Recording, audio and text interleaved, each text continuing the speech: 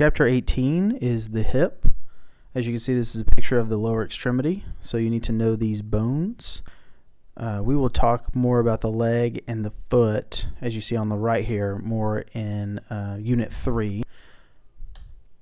But for now, we're going to talk about the hip joint itself. The hip joint is important in weight bearing. As we learned in the Chapter 17, the weight is transferred through the vertebral column and into the SI joint, which then goes into the pelvis and then into the hip. It is a ball and socket joint. It's very stable, yet has motion, but less range of motion than, say, the shoulder does. The hip joint is a triaxial joint, meaning it has motion in all three planes. You have the sagittal plane, which includes flexion and hyperextension. And note that extension is just a return from flexion back to neutral. However, you will see those terms hyperextension and extension used kind of interchangeably throughout different various texts or in the clinic, that type of stuff. You have movements in the frontal plane. This is abduction and adduction. And adduction is beyond anatomical position. That's the degrees you see there, the 0 to 25 degrees. And into the picture down here, kind of bottom middle here.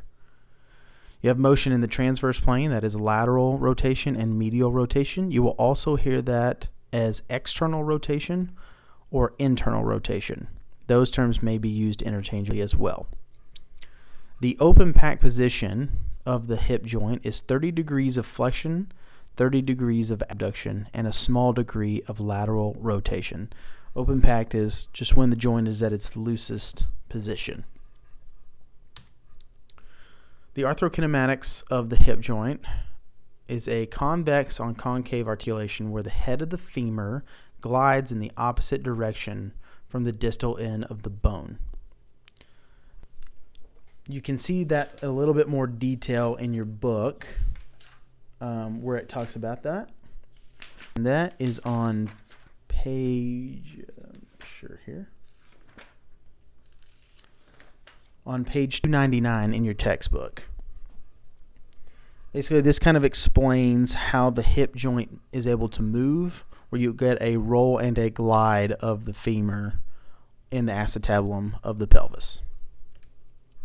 So some bony landmarks and muscles attachments of the ilium. As you'll notice, the three parts of the pelvis here. So we've kind of gone over a little bit of these, but you need to know the specific points that you see here and which muscles or ligaments attach to these points. So first one is the anterior inferior iliac spine, anterior superior iliac spine, and the iliac fossa. Bony landmarks on the ischium. So you have the ischial tuberosity and the ramus. And then attachments of the pubis will be the inferior ramus, the body, the tubercle, and the superior ramus.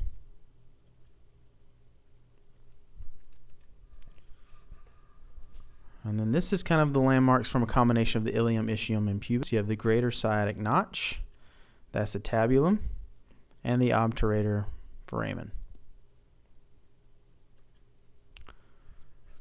So this is bony landmarks and muscle attachments of the femur, which you need to know.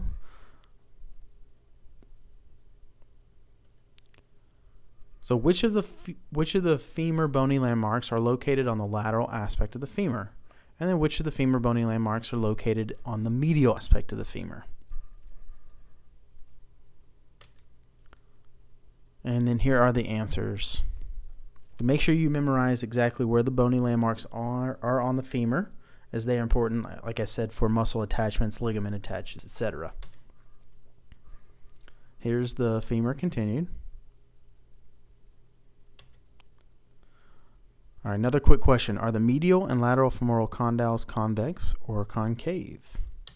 They are convex because they are rounded. Here's kind of a cross-section of the femur, just so you could kind of see some of the anatomy that we're dealing with in here. We'll talk about a few of these in a little bit greater detail.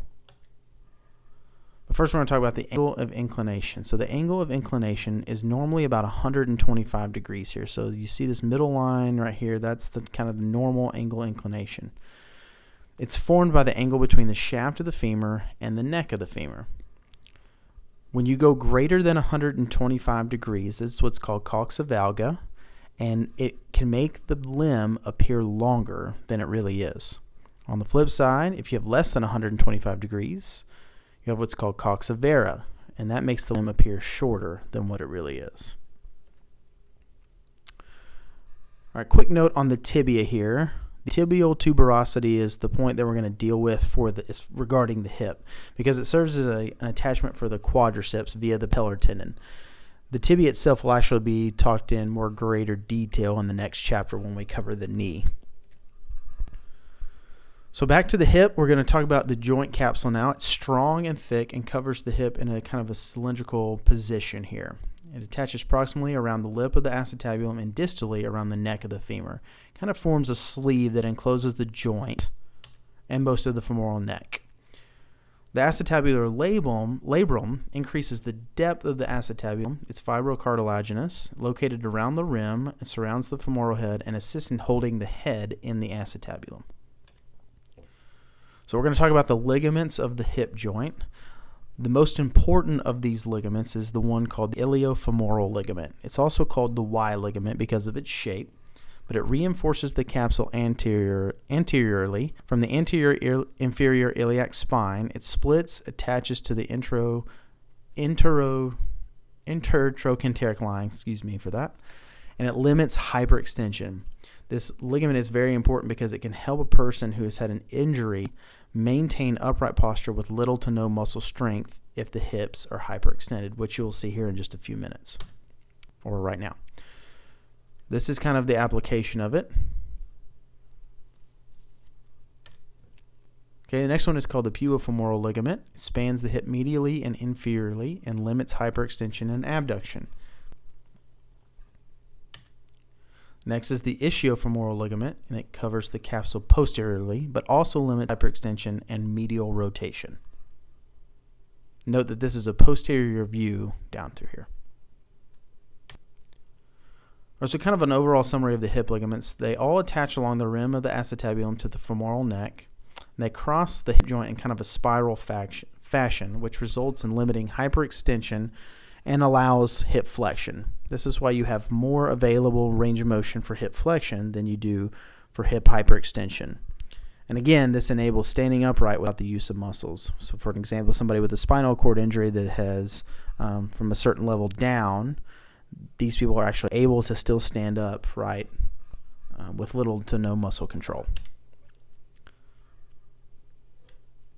So here's kind of another example of that as well. It's called iliofemoral ligament hinging. All right, next is the inguinal ligament. This really has no function at the hip. It runs from the anterior superior iliac spine to the pubic tubercle, but it serves as a landmark separating the anterior abdominal wall from the thigh.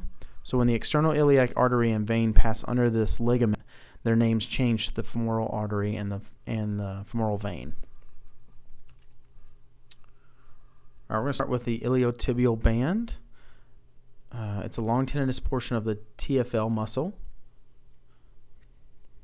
and it serves as an insertion for fibers of the glute max and the TFL itself. We'll talk more about the TFL later in this chapter. So from here on out, you're going to hear us go over these certain muscles that you'll see on slides. I am not going to cover each origin, insertion, action, or nerve. It will be your responsibility to know each of the OIAN that you see on the screen here for each muscle that goes in, as they will be on your quizzes and exams. What I will do is make certain notes if there are other things that you need to know. For example, this one is the iliopsoas muscle. It actually is two muscles though, so they have a separate origin but a common insertion. So you see psoas major is what starts right here on the lower lumbar spine, and even T12 most of the time, and then it meets with what's called the iliacus, and they come down here and they both insert on the lesser trochanter, okay, and they both do hip flexion. This is the rectus femoris. It's part of the quadriceps, but it's the important one to know about here as well is that it's a two joint muscle, so it crosses the hip and the knee. Therefore, it functions at both the hip and the knee. The sartorius is the longest muscle in the body. It's a strap-like muscle, meaning that it's meant more for range of motion. It's also known as the Taylor's muscle.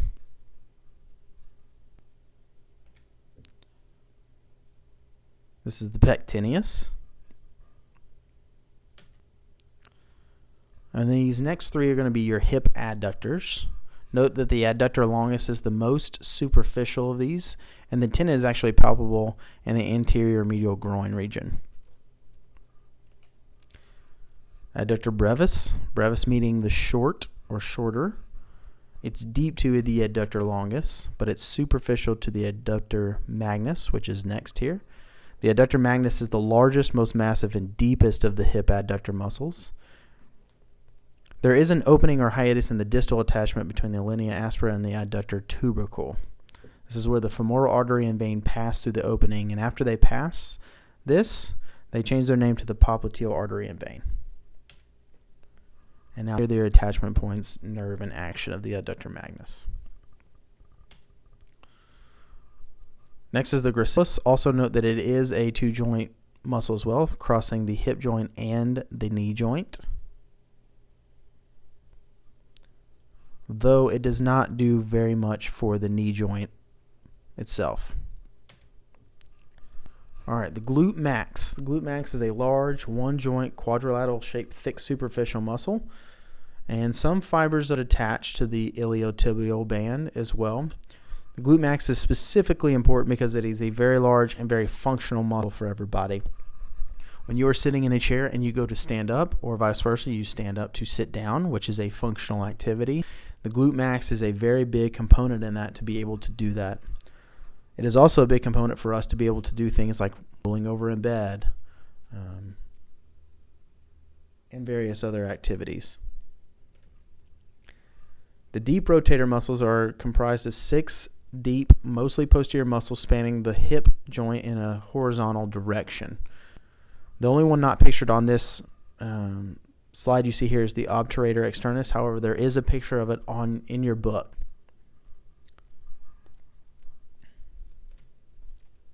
And here's kind of a way to remember the order that these go in. Piece goods often go on quilts, which kind of goes with piriformis, gemellus superior, obturator internus, gemellus inferior, obturator externus, and quadratus femoris.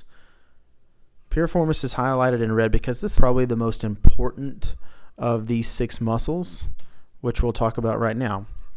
A spasm in the piriformis muscle can actually compress the sciatic nerve, resulting in irritation of this nerve. This can lead to symptoms of pain, numbness, tingling, wherever the sciatic nerve runs, which is behind the leg and all the way down to the bottom of the foot. Now, the name of the sciatic nerve may change as it goes down the leg. However, it is the main nerve that comes off of this, and it is the one that either goes underneath the piriformis muscle, which you can kind of see on this picture, or it actually can go through the piriformis muscle for some people.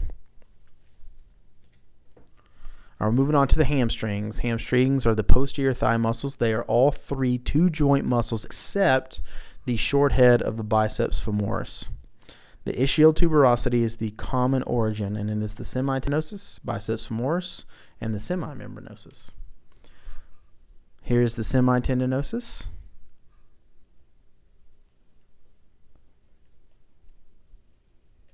The semimembranosus. And the biceps femoris. Note the different attachment points for the long head and the short head and what each one of them does. Because the short head does not attach across the hip joint, it only acts as a knee mover.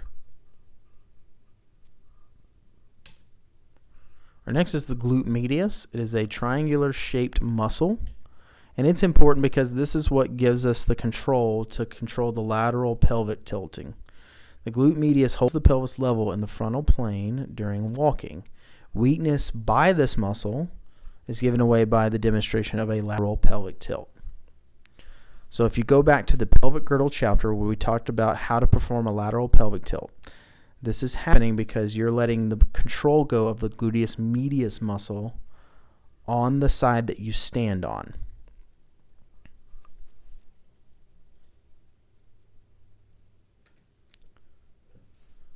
So the way that the muscle works to keep our pelvis level is what's called a reversal of muscle action.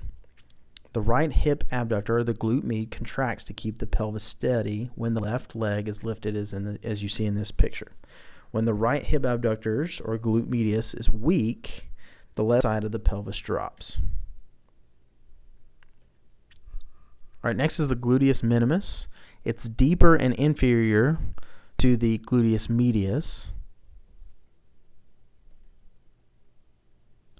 All right, this is the TFL, or tensor fasciae lata. It's a very short muscle, but it has a very long tendinous attachment, which is called the IT band. All right, so this is the muscle innervation summary. So this is kind of a good table for you guys to learn, memorize. This is which nerves innervate each of these muscles. And then this is kind of a muscle action summary. I've left it where the answers will pop up as you scroll through so that you have a chance to kind of quiz yourself throughout this as well.